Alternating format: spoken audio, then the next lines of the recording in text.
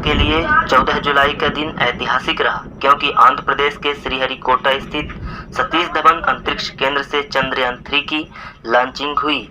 इसरो ने LVM-3M4 rocket के जरिए अपने तीसरे चंद्र मिशन का सफल प्रक्षेपण किया। इसी के साथ ही सभी की सांसें एक बार फिर से थम गई हैं, क्योंकि चंद्रयान 3 की 23 अगस्त को चंद्रमा की सतह पर लैंडिंग होगी। ऐसे में हम आपको चंद्रयान 3 की सिलसिलेवार घटनाक्रम से रूबरू कराते हैं। ये है दोस्तों सौर मंडल, जहाँ पर हमारी पृथ्वी है। इस पृथ्वी का चक्कर पृथ्वी का ही उपग्रह चंद्रमा लगा रहा है और पृथ्वी से चंद्रयान 3 जाएगा चंद्रमा पे, जो 23 अगस्त को पहुंचेगा। ठीक है दोस्तों, अब हम बात करते हैं चंद्रयान 3 की, जो भारत के आंध्र प्रदेश के श्रीहरिकोटा से बात कर लेते हैं। दोस्तों, चंद्रयान 3 की जो पृथ्वी से चंद्रमा के लिए रवाना हुआ है, पृथ्वी से चंद्रमा के बीच चंद्रयान 3 का किस तरह का क्रम है, इसकी जानकारी अब हम देंगे आपको।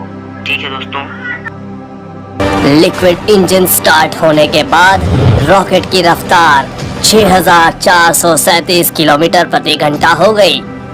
बाहुबली रॉकेट LVM-3M4 चंद्रयान 3 को लेकर चांद की तरफ बढ़ा।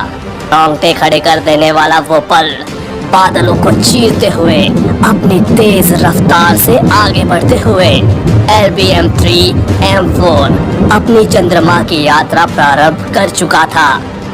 130 सेकंड यानी आसमान में 62 किलोमीटर की ऊंचाई पर पहुंचने पर दोनों बूस्टर रॉकेट से अलग हो गए और रॉकेट का मेन इंजन स्टार्ट हो गया।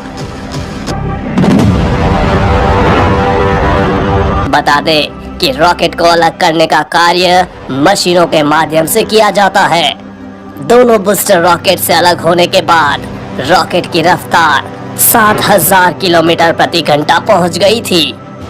दोनों अलग हुए बूस्टर रॉकेट को इसरो के वैज्ञानिकों ने सॉफ्टवेयर की मदद से समुद्र में गिरा दिया और रॉकेट का मेन इंजन चंद्रयान 3 को लेकर आगे बढ़ता रहा।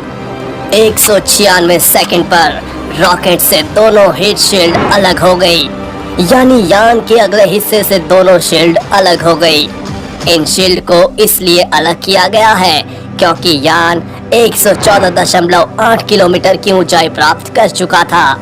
307 सेकंड पर रॉकेट से लिक्विड इंजन अलग हुआ। रॉकेट से लिक्विड इंजन अलग होने के बाद क्रायोजेनिक इंजन स्टार्ट हुआ और चंद्रयान 3 को लेकर पृथ्वी की कक्षा की तरफ तेजी से बढ़ा। क्रायोजेनिक इंजन स्टार्ट होने के बाद रॉकेट की रफ्तार 36,968 किलोमीटर प्रति घंटे हो गई थी और कुछ दूर जाकर क्रायोजेनिक इंजन भी बंद होकर चंद्रयान से अलग हो गया और भारत का चंद्रयान 3 लॉन्चिंग के 16 मिनट बाद पृथ्वी की कक्षा में स्थापित हो गया और धीरे धीरे अपना ऑर्बिट बढ़ाकर अब चांद की कक्षा में प्रवेश करेगा। पृथ्वी की कक्षा में प्रवेश करने के बाद प्रोपल्शन मॉड्यूल की सहायता से इसरो इसको आगे उड़ाएगा। इसरो चंद्रयान 3 को पहले तो कुछ दिन पृथ्वी के चारों ओर घुमाएगा। हर चक्कर पहले से बड़ा होगा। ये सभी चक्कर अंडाकार होंगे। अब आपके मन में सवाल होगा कि यह सभी चक्कर अंडाकार क्यों होंगे? तो इसका जवाब है कि अगर इसरो चंद्रयान 3 को गोल चक्कर लगाएगा तो वह एक ही जगह घूमता रहेगा।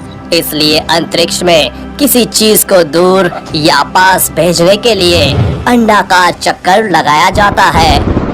हर चक्कर के पहले चक्कर से थोड़ी दूर पर होगा। इस प्रकार इसरो चंद्रयान 3 को धीरे धीरे पृथ्वी से दूर भेजेगा।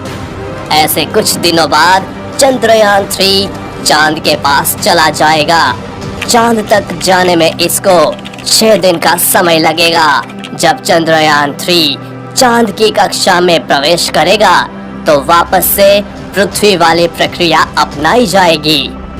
चंद्रयान 3 को अब चांद की कक्षा में घुमाया जाएगा और धीरे धीरे चांद के पास ले जाया जाएगा।